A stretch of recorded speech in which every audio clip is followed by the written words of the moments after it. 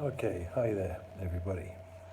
So let's just answer a question, which was, how do we validate ourselves?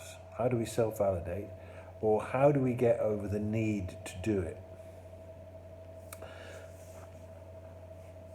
When you truly are who you are, the self, there's absolutely no need to validate it.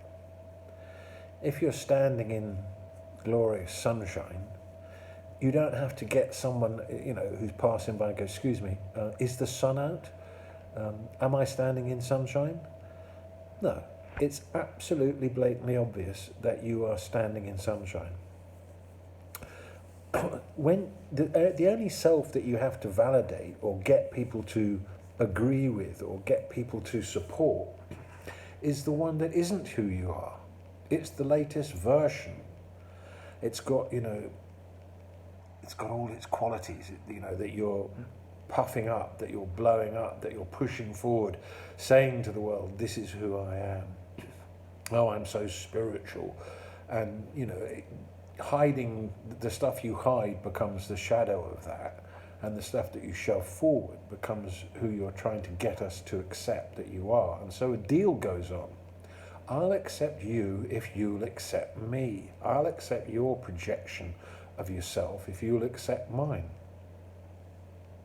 But this isn't who we are. And it's never satisfying. And it takes a lot of work.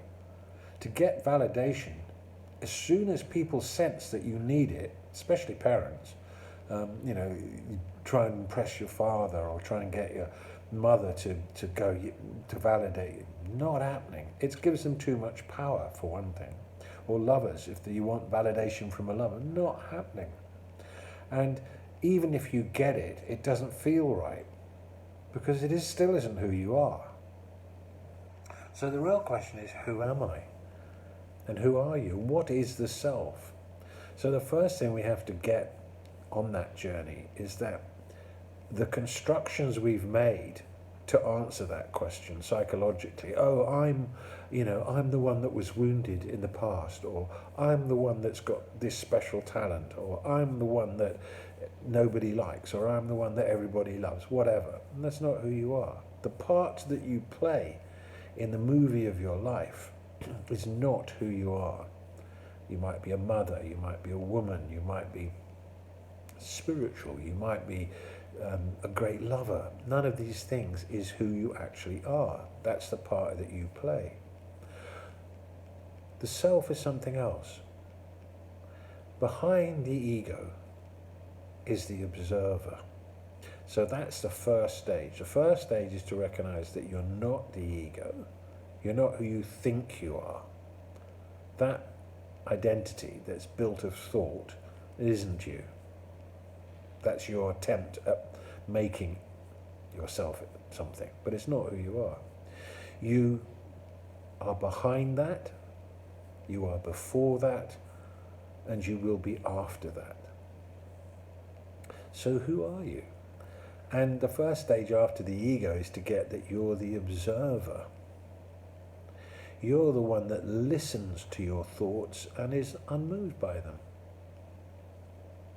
You're the one that is behind your eyes. You're the one that your senses report to. And to find that one and rest as that one and become that one.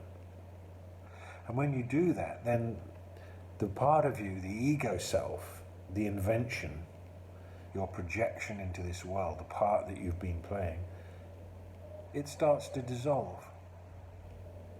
You don't need it anymore. It was a big trouble. Constant trouble, constant energy to manage it, and constantly causing trouble. Because you're so special, and then someone who thinks they're more special, then you get a conflict to prove who's special. Then someone comes and stabs, it's just like endless. And no love there. When you are identifying as the part you play, it's very hollow. There's not joy there. There's not peace there. So validation is only needed when you're being who you're not. Does that make sense? Validation is only needed when you're being who you're not. Because then you know it's not true, so you need someone else to tell you that it is, so you feel better. Okay, then you get who I am, right? Yeah, I get who you are. But there's always a deal in it. Anybody who gets who you're projecting yourself to be wants something in return, which is you to acknowledge them, you to accept their projection. But moving on from that is awakening.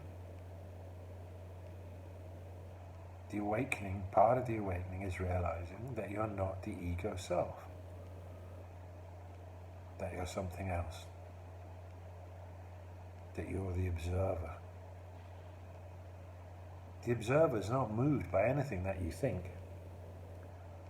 The observer doesn't care at all about anything. It's completely impartial. It just sees everything. It just feels everything. Just observes, witnesses everything. Your states of consciousness are witnessed by the observer. Your thoughts are witnessed by the observer. Your feelings are witnessed by the observer, which is prior to the ego.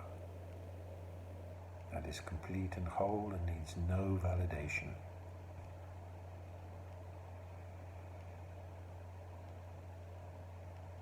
So to become self-validated, it means to feel the self.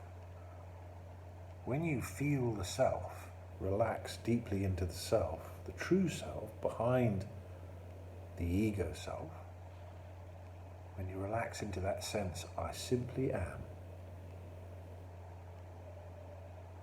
then all the validation you need is right there in that moment. You feel complete.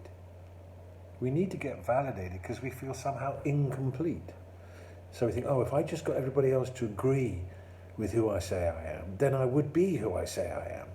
That's what I need. I need everybody to agree that I am who I say I am. So I'm going to get validation. I'm going to make a great big effort. But it's not who you are. And their validation won't be enough to make it who you are. Because you are something else. The self. And that's the journey. The journey of the awakening is moving from the ego self into the true self, the witness, the observer. So I hope that helps and answers your question to some degree. Please feel free to ask as many questions as you like, and hopefully I'll work my way through. Looking forward to seeing you all in April. Bye.